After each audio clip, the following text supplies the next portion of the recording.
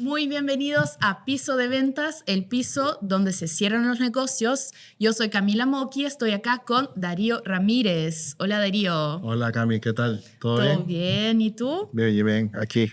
Estamos otro día más en nuestro nuevo episodio de Piso de Ventas. Muy emocionados que vamos a tener acá a Álvaro Ramírez, Sí. una persona que yo admiro mucho, que es un buen amigo, un colega. Un invitado muy Un especial invitado hoy. súper especial. Sí. Y nada, Álvaro viene de Viña, de Valparaíso, principalmente, estudió allá y eventualmente fue teniendo una carrera especializada en todo lo que es productos digitales. Y nada, Álvaro. Un crack, un crack. Mira, Está quedando arriba la vara, oye. Sí. yo voy a presentarte, Álvaro, y después tú complementa, porque tú Vamos. tienes un currículum así increíble. Es alguien que conoce el e-commerce chileno desde hace 18 años. Es como principios del e-commerce. Tú eres ingeniero civil, hizo carrera en Cencosud y fue gerente de productos digitales en Paris.cl, country manager en Vitex. Hizo crecer el negocio 3 veces y hoy es cofundador de Digital Booster, y que es una consultora especializada en e-commerce, marketplace, retail media, y vamos a hablar sobre todo eso más adelante. Y eso es como un currículum admirable. Muy bienvenido al Piso de Ventas, Álvaro. Bien, muchas gracias por esa introducción. Gracias por también la invitación de tenernos acá y veamos entonces qué es lo que nos tienen acá en la agenda para poder contar todos esos detallitos y cosas entretenidas que aquí Cami con Darío nos van a guiar. Ahí yo quiero partir, Álvaro, primero, más que todo, cómo fue tu journey, ¿no? Entiendo que de vocación no estudiaste computación, informática. ¿Qué te trajo al mundo de e-commerce? ¿Qué te llamó la atención? ¿Fue suerte que llegaste acá y eventualmente te evolucionaste en ese mundo? Mira, es un camino bien entretenido. Yo de formación soy de quizás las ingenierías más duras, civil electrónica, una ingeniería muy cargada al cálculo de las matemáticas, a física. Y más o menos en la mitad de la carrera yo estaba viendo, ¿sabes qué? El mundo tan tecnológico quizás no va por mi lado. Pero me venía yendo muy bien en las asignaturas. Conversé con un par de decanos. Me dijeron, ¿sabes qué? No busques un cambio todavía, sino que sigue orientando tu desarrollo, tu carrera, hacia donde quieres llegar, que va más relacionado a la gestión, al negocio, a los procesos. Entonces, terminé la carrera, me fue bien, y primer trabajo, quizás más tecnológico en el mundo de networking, hasta que de a poco me fui armando un camino en el mundo de los procesos. Vale. El mundo de los procesos de negocio. Estudié un diplomado y luego eso me fue armando camino hacia las operaciones, negocios digitales, e-commerce, y luego, bueno, hartas cosas que han pasado en más de 15 años en la industria. Sí, y qué loco igual imaginar ese cambio de carrera. Onda, si tú dices a tú mismo de, no sé, 22 años, ¿dónde estás ahora? ¿Quién eres tú? ¿Con qué trabajas? ¿Qué piensas que dirías tú sobre ti mismo? Te diría que solamente confía, avanza, la vida te va a ir dando oportunidades, hay que aprovecharla. Y también algo que siempre yo he creído y he aplicado es no dejar de que el río, por decirlo, no dejar de que sea un camino que tú sigas y sin darte cuenta estés quizás años y años, sino que ir tomando ciertas decisiones y tú ir llevando el control de ese camino. No podría contestarle precisamente a ese Álvaro de 22 años porque no tendría idea en ese momento a dónde estoy hoy día. Pero sí le diría que es entretenido poder ir armando el camino y no que el camino te lleve, sino que tú ir direccionándote. Sí, ir cambiando también. La vida te propone perspectivas distintas y uno hay que aceptar y bueno. No, y yo creo que también es bastante asertivo ese approach, porque ahora con este mundo que está avanzando súper rápido, todo cambia súper rápido, cosas se hacen obsoletas súper rápido. Y yo creo que poder tener ese self-awareness de qué es lo que estoy haciendo y para dónde estoy yendo, yo creo que es súper importante hoy en día. Sí. Como también la capacidad de de flexibilizarte, la Sí. capacidad de poder desenvolverte en distintos De mundos, pivotear, de moverte. distintas personas, distintas realidades, estudiar, probar. Eso te va abriendo caminos que realmente no siquiera tenías pensado que iba a terminar. Pero con Sí. esa convicción y con esa confianza la cosa va a ir fluyendo. Sí, y justo hablando de ese, tu ascenso profesional, pasaste casi 7 años en Cencosud, subiendo de jefe de operaciones a gerente. ¿Y cómo fue este proceso? ¿Qué aprendiste en ese camino? ¿Qué llevaste de esa experiencia? Sí. Un largo camino, la verdad. Sí, un buen rato. Mi carrera básicamente la hice en Cosud, te podría Claro. decir. París, la tienda por departamento, es una empresa, una unidad de negocio realmente rica de partida. La gente tiene un tiempo de permanencia alto y todavía con lo que eran mis colegas, mis compañeros, seguimos nos viendo y seguimos conversando y tenemos una buena amistad. Te diría que en ese camino lo que me abrió las puertas a ese crecimiento fue justamente ese rol dentro de la operación, de comprender cómo funciona desde el despacho. Me subí un par de veces a camiones de despacho,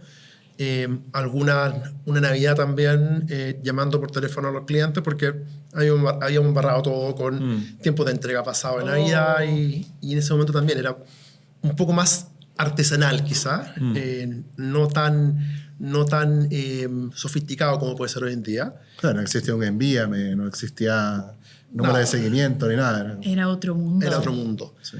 Entonces el meterte a la operación, meter manos, ir al call center, pinchar llamadas, la parte tecnológica, el sitio que en un cyber se cae, o la promoción en un cyber de que no cargó, tener esa mirada bien holística de la cadena de valor del retail y del e-commerce en el punta a punta, te diría que es lo que te va posicionándote hacia entender luego esas áreas especialistas y luego ir creciendo para gestionar el negocio de una mirada más completa. Sí, y cuando trabajaste con Customer Journey Mapping en París, ¿cómo es ese proceso en una empresa tan grande como París? ¿Qué identificaste en ese momento? ¿Cómo era la jornada del consumidor en esta época? ¿Y cómo ves que está ahora? Sí. Claro. Te diría que esto debe haber sido, o sea, unos 10 años atrás, donde el journey del consumidor era bastante lineal, por decirlo.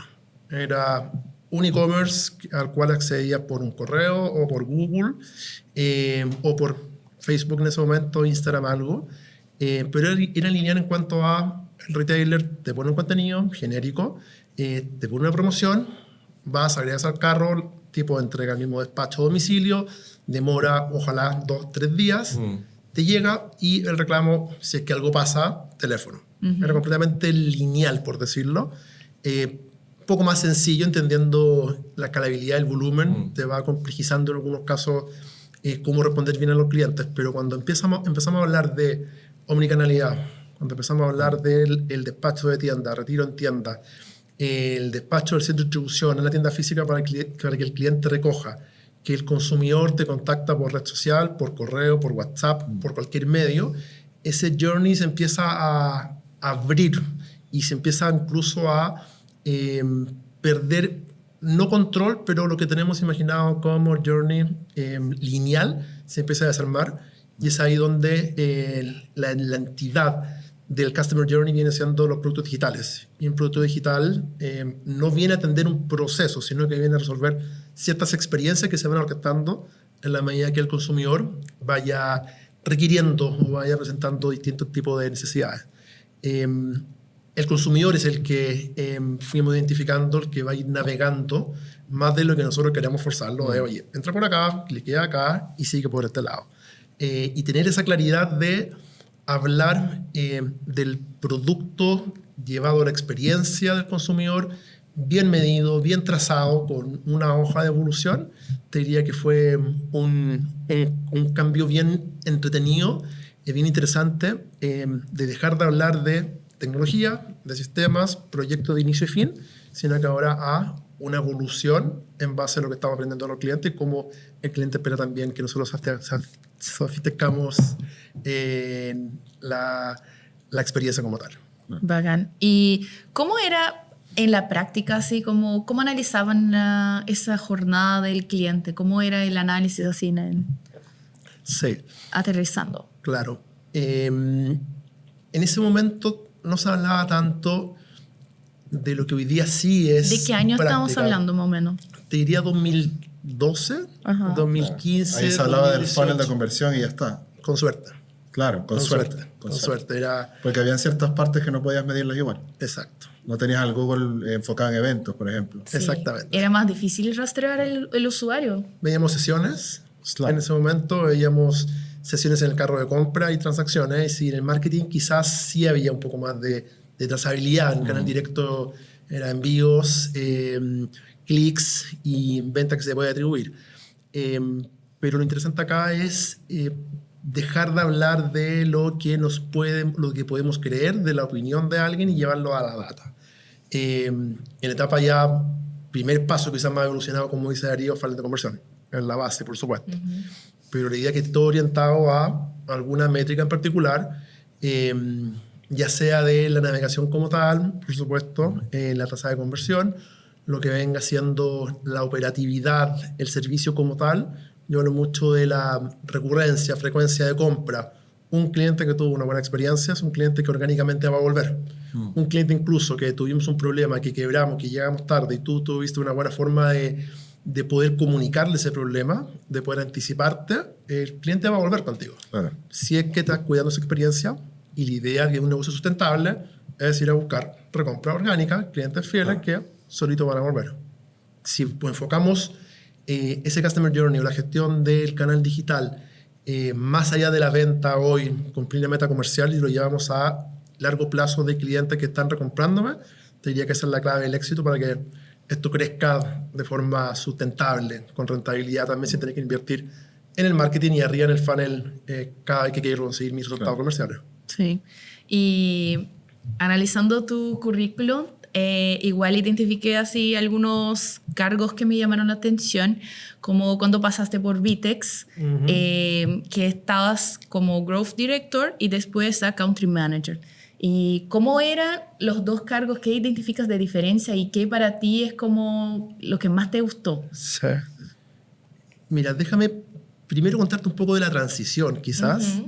Yo venía ya, antes del cambio Vitex, unos 15 años, 12, 13 años trabajando siempre de lo que podemos decir del lado del cliente, del lado de la empresa. Antes en Cencosud estuve en LATAM Airlines, luego en Cencosud tuve una buena cantidad de años y siempre acostumbrado a, oye, el cliente, compro, evalúo, y el pasar a la vereda ya, al frente del proveedor, es una transformación que me costó un rato, me costó un buen rato. Mismos amigos de Cencosud, donde Vitex era proveedor, resulta que la relación ahora cambia. Para bien, por supuesto, tener la otra mirada, pero te diría que esa transformación tomó un rato. Y buenamente Vitex también me esperó para poder construir ese rol. Lo entretenido de estas dos posiciones que tuve en Vitex, en la parte más growth, más comercial, fue poder aprovechar de buena forma lo que yo no me había dado cuenta que tenía como conocimiento. La venta dentro de una tecnológica o la propuesta de valor de Vitex siempre ha sido vender desde el caso de la experiencia, vender en base a lo que yo puedo aportarle al ecosistema. Y luego viene la tecnología. Primero aportemos la solución, la venta consultiva, por decirlo, y la tecnología es algo que inherentemente va a llegar. Y te diría que esa transformación de salir a contar mis casos fueron bien interesantes, bien enriquecedor, y a la vez del ecosistema quizás también recibí el comprender, oye, no todo es un e-commerce, tienda por departamento con 20.000, 50.000, 800.000 SKUs, sino que hay negocios más precisos, hay negocios que no iban muy bien, por ejemplo, en el último tiempo, más industriales, más del lado B2B, más del lado de repuestos automotrices, que son otras realidades que vas aprendiendo en el camino. Y yo pensaba, oye, acá los retailers en ese momento era lo que los llevábamos, y te das cuenta que no, que la gran mayoría no es un e-commerce grande, son tiendas, el conjunto de tiendas que también te van permitiendo tener una mirada más completa de los distintos modelos de negocio incluso. Sí. Sí, es otra perspectiva, como pasar a ese otro lado, como dijiste tú, es como ver otro mundo, ver cómo las cosas se dan del otro lado. Claro. Sí, a mí me pasó algo similar también. Yo también tuve una transición, me pasó al revés de Álvaro, ¿no? Yo partí siempre trabajando como en SaaS, en este modelo de recurrencia mensual, del plan, etcétera, y después pasé a estar del lado de una agencia, del lado como un poco más consultivo, como dando la cara por la agencia, etcétera. Y eso me cambió mucho también la perspectiva y te cambia el mindset, ¿no? Porque cuando trabajas con una tecnología tienes tanto respaldo, hay tanto equipo por detrás, tienes el equipo de desarrollo, etcétera. Pero ya cuando estás del lado del cliente, como que tienes mucha, vamos a llamarle, como, que se me fue la palabra, hay un par de palabras que tengo en mente, pero tienes como mucha responsabilidad y al mismo tiempo también tienes mucho por ejecutar por tu cuenta, ¿no? Sí. Entonces, cuando cambiarte el mindset de esperar que tengo un equipo acá atrás, yo tengo que ejecutar esto, cambia mucho, cambia muchísimo. Es otra cosa. Y de hecho, partiendo ya para otra pregunta que tengo acá, sobre ese manejo de un equipo tan grande. Porque tú manejaste un equipo que era de 7 personas a 46, si no estoy equivocada en el dato. ¿Cómo fue ese proceso de, claro, crecimiento, pero también cómo es como las contrataciones que hiciste tú? ¿Cómo es ese proceso de identificar un talento, alguien que va a trabajar contigo, una contratación que sea exitosa o al revés, una que tú digas, pucha, me equivoqué? Hay de todos los casos, siempre. Te diría que, y cuesta de repente, sobre todo quizás en el mundo tecnológico donde el crecimiento es todo, cuesta desarrollar talento, cuesta encontrarlo. Te diría que ahora ya quizás hay una masa y un talento más joven y se pueden encontrar varios roles, varios perfiles, pero hace 5, 6, 7 años atrás era un poco, no era mucho. Te diría que acá partir, por supuesto, del conocimiento, y en el caso de Vitex teníamos unas pruebas que eran bien ambiciosas en términos de la evaluación técnica relacionada a variables del e-commerce como tal, de la gestión del e-commerce. Por supuesto que ese filtro debe ocurrir en una compañía que el go-to-market es ir a través del conocimiento a vender, pero luego la parte más humana. A mí me gustaba mucho la entrevista, ojalá presenciales. Esto fue entre medio de la pandemia, por lo tanto no había mucho, pero sí, más allá de que me relates tu currículum, sino que relátame más de tu vida. Y yo partía al revés, no sé si Darío también quizás se acuerda, pero partía al revés, oye, dado que hoy día estás acá, profesionalmente, cuéntame la historia de cómo llegaste a eso. No me cuentes, oye, fui a la universidad, fui a tal empresa, sino que, oye, constrúyeme hoy día, de seguro, o muy posiblemente, tu mayor responsabilidad laboral es la que tienes hoy. Cuéntame a partir de eso, cómo la construiste. Quizás dar un poco la vuelta para conocer más a la persona. Gestionar equipos es complejo, distintas realidades, expectativas. Todos queremos crecer cuando estamos en un trabajo como corporativo, como empleado, y balancear la expectativa de uno con la compañía, con la meta, con el origen comercial es un desafío, pero me gusta. Desde Cencosud tenía también equipos medianos, sin Vitex ya un poco más grande, pero es algo que me gusta bastante. Igual tener ese equilibrio que dijiste de hasta dónde puedo ser humano y hasta dónde tengo que ser el jefe y ser un poco más insensible, por así decir, para enfocar en la verdad lo que es tu trabajo. Sí. No hay una fórmula perfecta y dado distintos momentos, dado distintos escenarios, distintas personas, se puede percibir de una forma distinta. Pero te diría, independiente de cómo se observe, sí tratar de ponerle cuidado a lo que tú dices. Tener una sensibilidad, pero sí en algunos casos toca tener cierta autoridad para tomar decisiones, para dar ciertas directrices. Y alguna forma, algunos momentos pueden ser más colaborativos, pueden ser decisiones más en conjunto, pero en algunos momentos sí, requieren poner los puntos sobre la I, como se puede decir, y oye, las cosas van a avanzar de esta forma.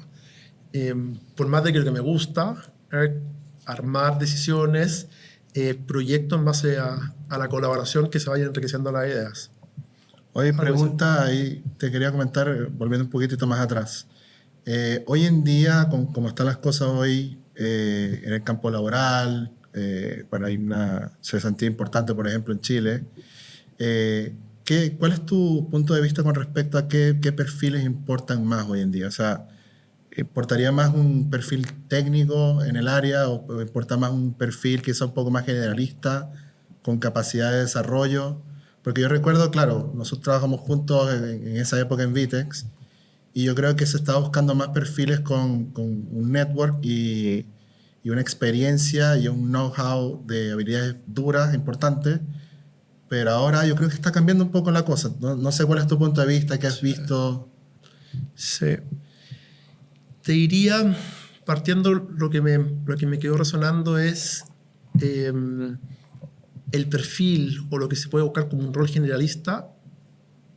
Eso no va. No vamos a ser buenos en todas las dimensiones de un negocio, en este caso el e-commerce. No lo vamos a hacer, pretender de que alguien logre optimizar la campaña de marketing, pero a la vez esté midiendo el SLA logístico, los quieres de logística, o cargando la campaña, o diseñando un banner. Oye, eso no existe, no va a pasar. Acá lo importante en este tipo de perfiles es cuál de estas dimensiones, cuál de estas variables va a ser bueno y muy bueno. Y el resto se va construyendo en base a un equipo, en base a pares, en base a colaboración con otras áreas.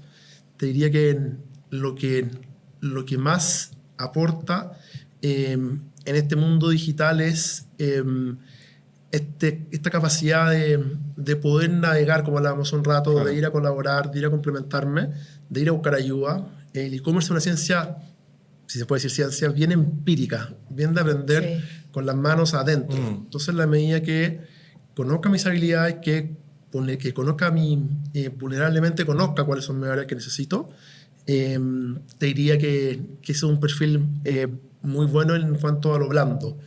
En cuanto a lo duro o lo técnico, dependiendo de lo que se busque, por supuesto, siempre estar pendiente del funnel de conversión por donde tú vivías un rato. Clave, o sea, tener a un gerente e-commerce manager, analista que no esté pendiente de qué está pasando con sus sesiones, con sus carros, con los intentos de pago, y tomar decisiones en base a eso, no va a funcionar. Tiene que tener esa mirada analítica. Claro. Te diría que lo más fuerte, independiente de cuál va a ser la expertise que vayamos buscando en cada uno de los perfiles. Claro. Buenísimo. Y hablando un poco sobre la otra parte más comercial, te quería preguntar sobre cómo era ese proceso, bueno, en Vitex, de vender a los retails, a los grandes retails, esa tecnología, porque entiendo que es un proceso distinto de vender a una empresa más chica. En cambio, un retail ya tiene mucho tiempo haciendo siempre la misma cosa de una manera específica. ¿Cuál era el desafío y qué, no sé, argumento usabas tú para como convencer a la venta? Sí. Te diría que, quizá volviendo un poco atrás, conocimiento. Plataformas e-commerce hay varias, tecnología hay varias, buenas, bonitas, baratas, caras, lo que queramos. Sí. Pero lo que tenía Vitex es esa capacidad de poder tener gente atrás. Uno es la plataforma, por supuesto, que debe funcionar, debe rendir, no debe caerse, etc. Pero tener un buen equipo primero que en la punta comercial vaya a venderte primero el caso de uso, vaya a venderte, oye, no vamos a hacer omnicanalidad, no vamos a hacer marketplace porque es entretenido hacerlo y porque quiero pasar tienda. No. ¿Cuál es el foco que le voy a poner? ¿Cuál es el caso de uso? ¿Cuál es el acelerador de negocio que estoy buscando? Y con eso construir un caso de negocio. Siempre lo hacemos también en Vitex apoyado en alguna referencia a caso de éxito que quizá no está en Chile, pero está en Brasil, en Argentina o en otra región. Y luego que lograbas cerrar un negocio, estar acompañando a ese cliente en lo que se llama la adopción. Es, listo, tienes una plataforma andando, pero estás utilizando los componentes respectivos, estás logrando usar las potencialidades que tiene esta plataforma. Te diría que ese es el principal el principal valor que oye, en Vitex, cuando yo estaba, podíamos trabajar de forma bien profunda. Y dar diría ese aporte al cliente al final, Exacto. el postventa también. Y también, por supuesto, esto es un negocio SaaS donde la licencia, más que la licencia, perdón, donde la recurrencia, donde el volumen transaccionado, es también lo que persigue el negocio, en la medida que esta marca, este retail, logre tener una mayor adopción, también el negocio para los dos. Él crece, nosotros también crecemos. Bueno. Pero volviendo a tu pregunta, la cosa es cómo se vende en base a conocimiento, cómo se acompaña el cliente en base a conocimiento, estar presentes y tener una relación ahí de colaboración. Sí. Y mencionaste el caso de Vitex, que quería preguntar como una curiosidad, porque nos pasó con el último, con el invitado también, Alejandro, hablamos de eso, que es ese desafío de una empresa multicultural, de región. Entonces, de región entre países, digo, porque con el caso de Jumpseller, una empresa de Portugal, y Vitex, una empresa que la mayoría estaba en Brasil. ¿Cómo era ese desafío de esa operación acá en Chile y qué tenías de trato con el equipo de ella, por ejemplo? Eso es un tema. Es un tema. Sí. Siento que siempre es un tema. Sí. Por eso me gusta preguntar. O sea, no un tema negativo, o sea, un tema Sí, pero de siempre, complejo. Sí. sí, porque hay el intercambio más que de cultura, pero también de tiempos, de cómo cada uno trabaja, cómo cada uno maneja y el mercado distinto No, también. y un tema también del sentido de pertenencia a los problemas también. Claro. Al ellos no estar en contacto directo con un cliente con otra cultura, con otra expectativa, cambia mucho también la manera en que se reacciona en otro país. Sí. O sea, te diría que hay dos miradas. Uno en lo profesional y qué te puede quedar tú como profesional. Es infinitamente enriquecedor en términos de conocer culturas, Sí, conocer personas, conocer realidad, aprender del caso de éxito, aprender del caso de no éxito, conocer partners, idiomas, portugués, inglés, rumano incluso en algún momento. Entonces, eso te enriquece y te da una visión bien entretenida en términos globales. Pero luego también en el rol específico, liderando una filial, es también ahí complejo en términos de lo que tú puedes administrar localmente, cómo crear lo que decía Darío, ese sentido de pertenencia y cuidar los recursos, las personas que están acá, entendiendo que se responde a una organización mayor, de que también por otro lado tiene todo un desafío de poder administrar de forma, con una buena gobernanza, con un buen control, múltiples mercados, múltiples regiones, múltiples países, pero por otro lado acá localmente queremos avanzar a nuestro ritmo y hacer la cosa como nosotros queremos. Hay siempre un desafío que no solamente responde a la tecnológica, también con un cliente es la misma, un caso de un negocio como tal, un área e-commerce regional versus el área e-commerce de los países.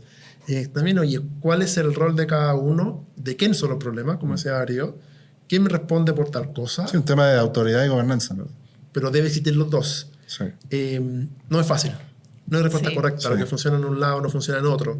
Volviendo al punto anterior también que hablábamos, hay la actitud de las personas. No todo va a quedar muchas veces en una definición de cargo, no va a quedar siempre en una presentación, en una PPT documentado, sino que en la actitud que va aceitando que esos procesos ocurran en estos regionales, entre áreas, entre locales, entre países incluso, para que la cosa vaya avanzando y vaya eficientándose también. Sí, creo que es estar abierto y tener esa resiliencia para recibir eso, porque es como, claro, no va a ser el proceso que uno está acostumbrado, no van a ser las mismas personas que tú estás acostumbrado, el mismo trato, entonces, claro, todo va a cambiar un poco. Sí, no se habla mucho de ese punto en particular. Yo creo que todas las empresas, independientemente de que sean de múltiples países o no, yo creo que siempre hay un tema de política interna.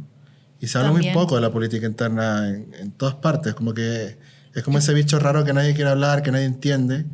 Pero yo creo que la política interna, saberla trabajar, saber navegarla, saber poder hacer contingencia de situaciones, poder desescalar situaciones, es súper importante y claro, en el caso que sea múltiple país, más idiomas, más Sí. no sé qué, se agrega una capa sobre la otra capa sobre la otra capa y nada, es un tema. Sí. Es un tema. Lo que te decía, no hay respuesta correcta, la actitud ahí lo que marca la diferencia, entender que en mi caso el rol de líder tiene que responder, por supuesto, por la mirada global, muchas veces llevarse la presión y cuidar también que viene siendo, qué es lo que viene pasando dentro del equipo local. Claro. Es bien desafiante, pero también es entretenido, como decía Sontado, en términos de ese desarrollo de tú como individuo, tú como profesional. Claro. Sí. De más. Y justo eso me llama mucho la atención, porque ahí tú ya como líder, súper bien colocado en el mercado, trabajando para grandes empresas, en el 2024 decides salir de Vitex y fundar a Digital Boosters. ¿Cómo fue eso? ¿Por qué esa virada de llave en este momento? ¿Y qué te llevó a pensar, no, ahora es el momento de emprender, ya no quiero, ya estoy? Te diría que es un camino completamente impensado para mi yo de 22 años. Completamente lejos. Me imagino. Siempre me he visto mucho más adverso, quizás al riesgo. Nunca me vi emprendiendo. Pero te diría que mi camino de salida de Vitex tuve un buen tiempo para poder madurar cuándo, cómo salir y qué hacer. Y en ese camino, básicamente, networking, cafecito, conversaciones con una buena cantidad de gente, hasta poder darme cuenta, ¿sabes qué? El camino que quiero seguir, dado lo que he logrado conocer del ecosistema, conocer del mercado, tanto la persona como casos como tal, puede ser más que nada armar mi propio negocio, mi propia consultora. Coincidí muy bien con dos personas en ese momento que estaban en un momento muy parecido, saliendo de grandes corporaciones, reorientando hacia dónde querer ir y ahí surgió esto de Boosters. Lo que partí quizás como cafecito buscando dónde emplearme como todos los humanos, finalmente terminé, sé que no, voy a armar lo mío. Otro desafío gigante, otro desafío grande, iteración 1, 2, 3, vamos para acá, vamos para allá, no funcionó, nos equivocamos, vamos de vuelta, lo hicimos muy bien, pero sí estoy convencido de que eso crear para ti, de poner a la disposición del mercado, también rentabilizar lo que tú sabes, viene a la larga siendo un mejor negocio, por más de que el camino no es fácil. Claro. Y que saber nuevamente que saber navegar esa incertidumbre y estar bien dispuesto a flexibilizar qué es lo que va haciendo. Ahí un tema súper importante, el tema de rentabilidad, ¿no? Claro, uno habla de una empresa y quizás es fácil entender la rentabilidad, costo, margen, etcétera, pero ¿cómo psicológicamente te seteas para decir yo quiero ser rentable y así lo voy a hacer? Sí. ¿Qué proceso hay ahí de por medio? Sí. Diría que hay dos formas de verlo. Uno es, y es el desafío que tenemos en Digital Boosters relacionado a la consultora pura y dura corporativa, tienen que rentabilizar tus horas de trabajo, básicamente. Y tienen que, por supuesto, tener una tarifa por tus horas que se empaqueta en un proyecto, pero también tiene que estar buscando el siguiente proyecto. La consultoría por lo general tiene un inicio y un fin. Proyectos consultivos corporativos son proyectos más costosos, pero requiere ese balance de hoy día entregar y luego qué viene el futuro. La consultoría es rentable, altamente. Claro. Si mis horas tengo poco costo, tengo poco gasto en vender mis horas, pero la escalabilidad es la que se puede venir mermada cuando requieres equipo consultor senior, equipo mayor que tenga ya buenos años en el mercado.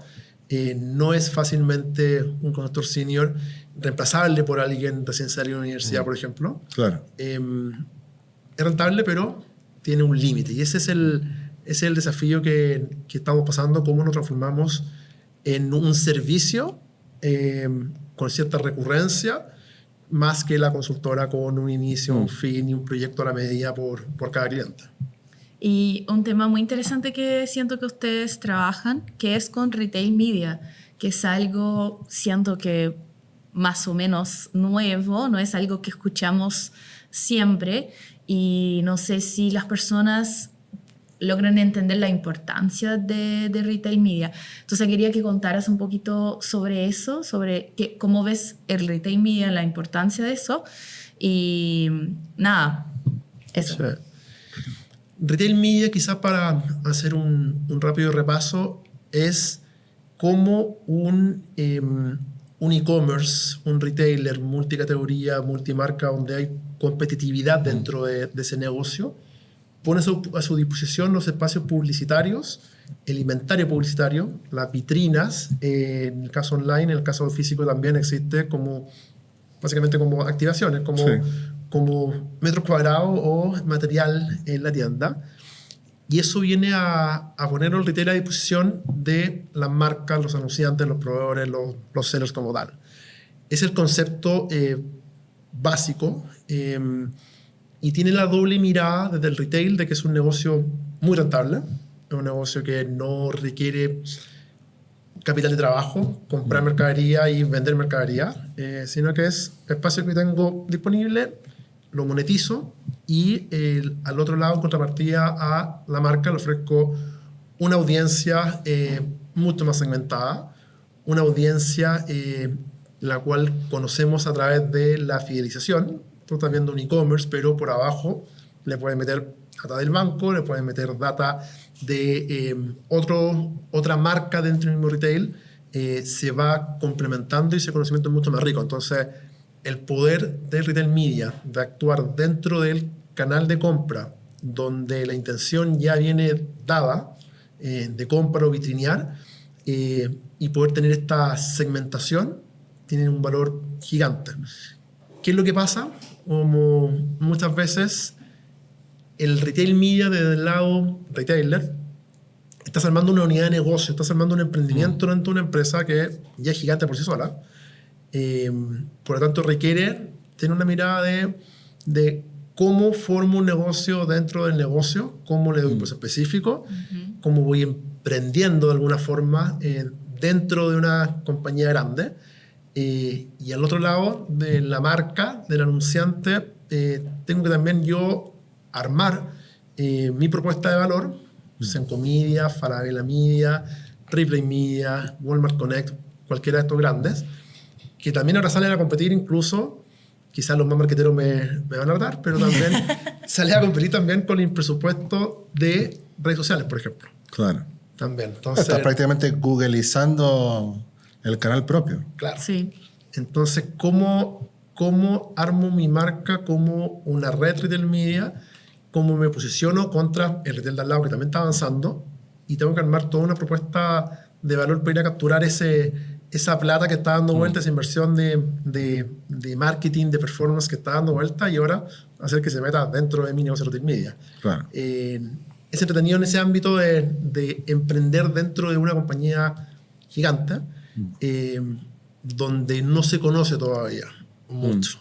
Sí. Lo que pasa también con retail media es de que ¿qué es? Es un canal, es una fuente de ingresos, de revenue dentro del e-commerce, o bien es un ingreso a una gestión a través del marketing digital, o también puede ser algo como fidelización. Claro. También estoy monetizando los datos de los clientes. ¿Dónde queda? También un desafío que todavía no está tan resuelto, creo que se está acomodando en grandes retailers y hay que estar atento mirando cómo se resuelve. Sí. Oye, y ahí, por ejemplo, en el caso de interno, ¿no? Porque al final yo creo que, claro, empezamos a hablar de esta unidad de negocio que empieza a trabajar Retail Media. Quizás canibaliza un poco marketing, quizás toca algo de comercial, quizás toca algo de una unidad administrativa. ¿Cómo se concilia este nuevo equipo y todos los que son los roces de interés que puedan tener? Sí. O sea, en tu experiencia, ¿cómo ha sido eso, no? Porque al final esto es un equipo relativamente nuevo dentro del mundo de e-commerce. Sí. Y se tiene que ganar literalmente espacio dentro de la góndola, dentro del e-commerce. hay distintos casos para entenderlo. Primero, lo que viene siendo, si hablamos del producto propio, poder del retailer, el famoso 1P, él va a querer meter su producto en primera posición. No va a querer que un seller tercero se le meta ahí. Entonces, el equipo comercial con el equipo media, hay que buscar ese alineamiento también. No hay que entender, oye, dónde está el punto de encuentro, qué posiciones te voy a dar quizás de mi página de resultados de búsqueda para que pongas anuncios. En el mundo también, y algo que sí ocurre es lo que podemos entender de la negociación, la negociación común entre muchas veces trade marketing, negociación de producto precio para un cyber. Oye, dame un precio más bajo para cierta campaña y te paso el home o un envío de correo. Claro. Eso también debe venir ahora a normarse, por decirlo. Porque ahora se monetiza de una forma distinta y de una forma más medible y trazable. Entonces hay una gestión del cambio que hay que tener bien clara. Se producen esos roces o áreas grises, pero es necesario. Cada cambio va a venir con cierto nivel de fricción. Claro. Y ahí de nuevo, vuelvo por tercera vez al tema de la actitud. Oye, queremos armar un negocio nuevo, voy a generar alguna resistencia, no tengo claridad de todo lo que va a ocurrir ni cómo va a ocurrir. Vamos colaborando y vamos haciendo que esto funcione. Vale. Sí. Y mira, otra cosa que también quería preguntarte, ¿cuál es tu opinión de cómo está el mercado chileno en e-commerce frente a otros mercados LATAM? ¿Sientes que Chile está avanzado, está por debajo de alguno? ¿Cómo analizas tú el mercado latino? Te diría que Chile se ha puesto al día, ha logrado avanzar, se ha abierto quizás el abanico de soluciones, sobre todo. Primero del lado ecosistema, lo que teníamos quizás pandemia o un poco antes de la pandemia, que era 2, 3 couriers, 2, 3 operadores logísticos, un medio de pago y medio, por decirlo. De a poco ya empiezan a haber soluciones, startups que vienen dando buenas alternativas, y eso hace que sea más rápido, que sea más flexible de esa evolución. Pero lo que mucho tiempo fue las 3 departamentales teniendo el control por completo de bienes y consumo, por decirlo, se empieza a abrir. Y se empieza a abrir a través de Mercado Libre, que ha sido increíble cómo ha crecido. Sí. Se posiciona ya por encima de los 3 típicos y se empieza de alguna forma a desarmar esa genuinidad que existe en términos de lo que quiera buscar, voy a ellos. Claro. Los canales propios también, las marcas vendiendo directamente, también ahora tienen su propuesta propia. No necesariamente competir en precio, competir en servicio. Compiten en experiencia, claro. En experiencia. Storytelling de la marca también. El marketplace también, que muchos de mis clientes resulta que sin darse cuenta venden más a través del marketplace que en sus sitios propios, que son canales propios. Y cuando nos llevamos a ver los números nos damos cuenta, oye, sí, ya sea el 1P con el 3P, en el marketplace o en retail, pueden vender el 80% de lo que tú estás vendiendo general como grupo en el mundo digital. Chile ha avanzado harto, todavía muy concentrado, te diría, por estos 4 bienes de consumo. Mundo supermercado se ha metido harto, mundo super app también se ha metido harto, que también es interesante. Creo que lo que nos dejó la pandemia es darnos cuenta que la infraestructura, ya sea el ecosistema, el consumidor, las marcas, están disponibles y es cosa de evolucionar, mejorar y atreverse a que esto funcione. Sí. Mira, y nos gusta también siempre hablar de los errores porque para tratar de aprender con esto. Y tú llevas 18 años en este mercado. ¿Y qué ves tú que es como el mayor error que las empresas cometen así o que ves repetirse muy enseguida? Sí. Te diría, tengo 2 casos, pero quizá el principal que también me pasó a mí, también en mi mundo ya Vitex y también incluso quizá ahora, es creer de que la tecnología me va a resolver los problemas. Creer de que, oye, voy a instalar software A, B, C o tal herramienta, la tengo y queda disponible y queda andando.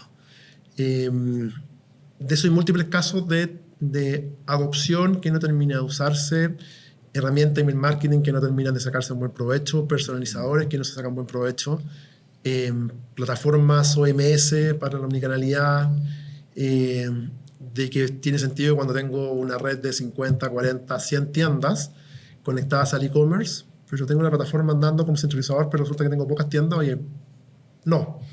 La cosa primero es cuál es el objetivo y cómo logro tener un plan de adopción antes de tener tecnología. Es un error que ocurre muchas veces, múltiples empresas también. También debo entender que en el pasado también caí en eso. Ajá. He entretenido comprar tecnología, pero si no tengo esa usabilidad ya planeada y persiguiendo ese objetivo, no sirven. Y es plata, CAPEX, inversiones que finalmente no ven retorno. Súper, Álvaro. Ahora ya partiendo al final, quiero saber cuál fue la mejor recomendación que alguien te dio en tu camino profesional. Ahí puede ser algo más personal, de algún trabajo en específico. ¿Qué te recuerdas así como, eso me cambió la vida? Mira, entretenido, ¿eh?